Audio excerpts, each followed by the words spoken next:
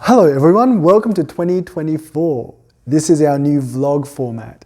It's a little bit different to the past, where in the past I would always be interviewing someone and talking to them.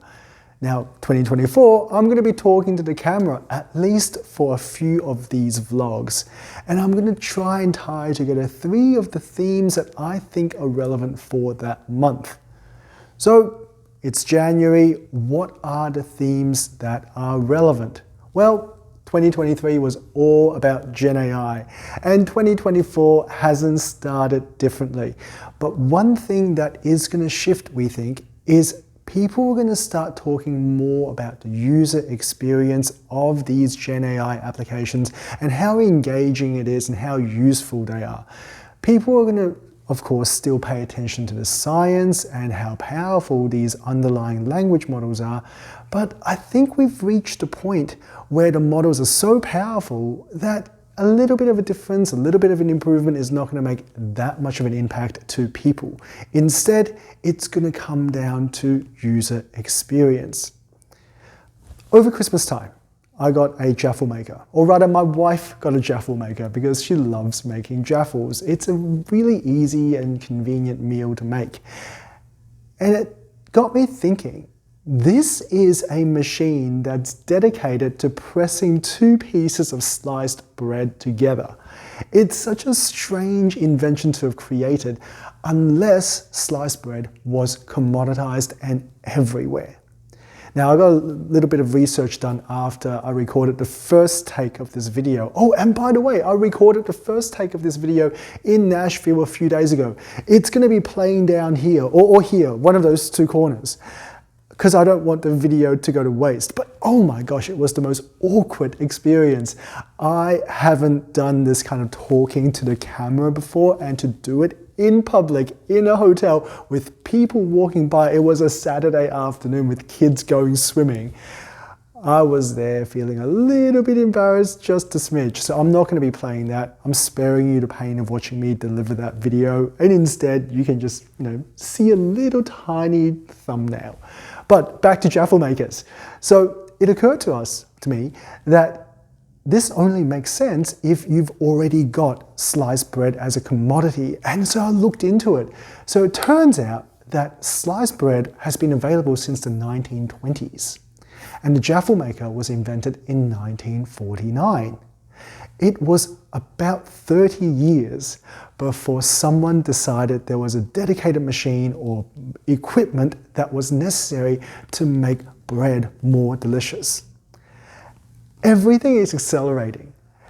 In the Gen AI world, now people are going to be creating these Jaffle makers because the Gen AI technology is there. The language models are there for people to play with, regardless of whether you're doing a GPT or Claude or Llama 2 or whatever it is that takes your fancy. So more and more, we're excited about what's coming out this year, how things are going to be directly on point and delivering useful things that people actually can consume, not just raw pieces of sliced bread, good as that may be.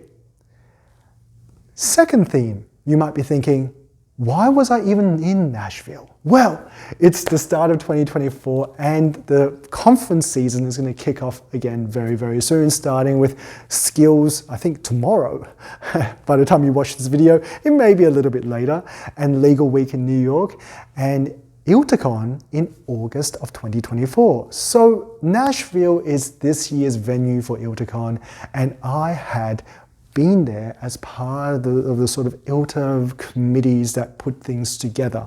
And I had the fortune of talking to Rodney Mullins, who is one of the co-chairs for this year's ILTACon. Now, this is one of those interviews that I will share. So let's cut away to talk to Rodney.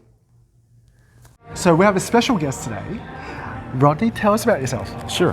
Rodney Mullins, Senior Manager of Software Planning and Development at McGuire Woods. Basically handle application deployment, software QA, and testing. And so we're standing here in Nashville because this is where ILTACon is going to be later this year. And Rodney, you have a special role for ILTACon. Yes. I am one of the co-chairs along with Donald Fragoli. We are excited about 2024 and ready to go. So For me, ILTACon is like the premier legal tech event in the entire world. Yes. And so what is so special about 2024? What are you excited about? Well, I'm really excited about the fact that one, just getting to see people again. Coming back to Nashville, it's been a while since we've been at Nashville. Also, just as far as the sessions are concerned, we took 400 session ideas and we have boiled that down to about 84 sessions, but all covering a lot of different topics that are hot, but focused around artificial intelligence. Obviously, that's the hot topics or ideas right now. And then as well as some other things that we've seen bubble to the top around security and other technologies. So that's incredible. So like for me, ILTACon is always about the people and about the content. Like It is the best content out there. So I'm really looking forward to seeing you later this year. And so thank you. Yeah, no worries. Thank you. And hope you have a safe flight home. Yeah, same to you. Now, what Rodney said about ILTACon is a little bit like how I feel about ILTACon and all of these conferences that we're going to. It is all about the people. It's about the people who are so passionate about legal tech, about what we're doing, about the problems that we're solving. And when I was in Nashville, it was one of those things I noticed. People who move to Nashville, so many of them move there chasing a dream. They go there because they fall in love with this place. And I think we're so lucky in the legal tech space that it's such a tight-knit community that people are here because they genuinely want to make a difference. So I'm really excited to see all these people and all of you later this year. I'm so excited to be spending time with you, and hopefully we'll get a chance to grab a coffee, grab a drink, and swap a few war stories. So while we were there to organize ILTACon for this year, I got to take an extra 2 or 3 days at the start of it as a little family holiday. I haven't taken a holiday for maybe 5 years since I started working on Syntheia. And so it was really nice for the family and I to get away, to stay in this really lovely hotel. I haven't really had a chance to take that mental space. And I didn't really get a chance to do that on this trip either.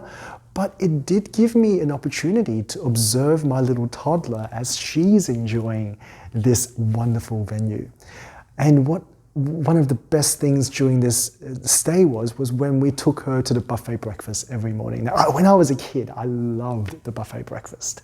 And for me, it was this opportunity to go and just try everything.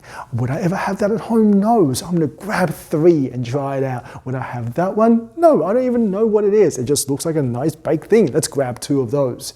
And so it was nice to have our little 2-year-old toddler go and do that as well. And as I was watching her doing that, it occurred to me, or rather, I think my wife said something about wasting food and how like, oh, we don't have to finish eating that omelette because it wasn't very good.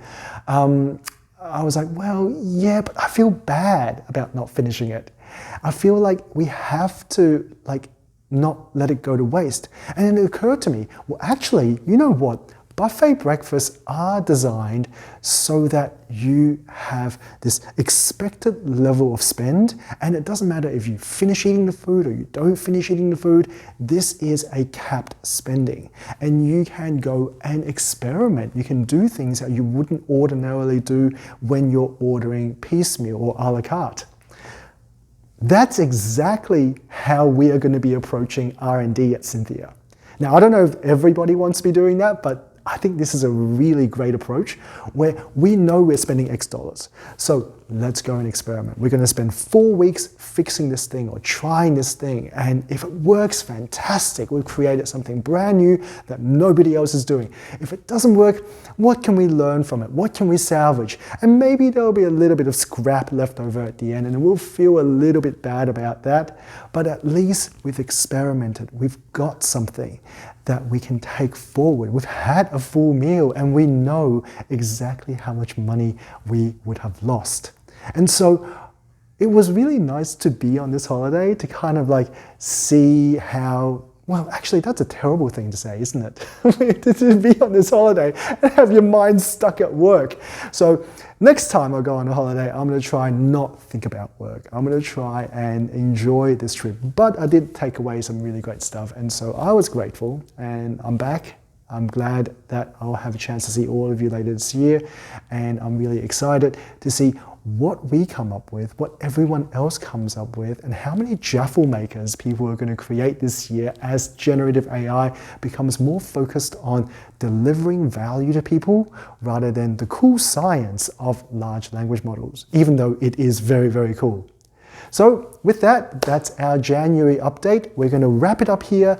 Thank you for joining me. I look forward to seeing you again next month, maybe with a guest, maybe it's just me again.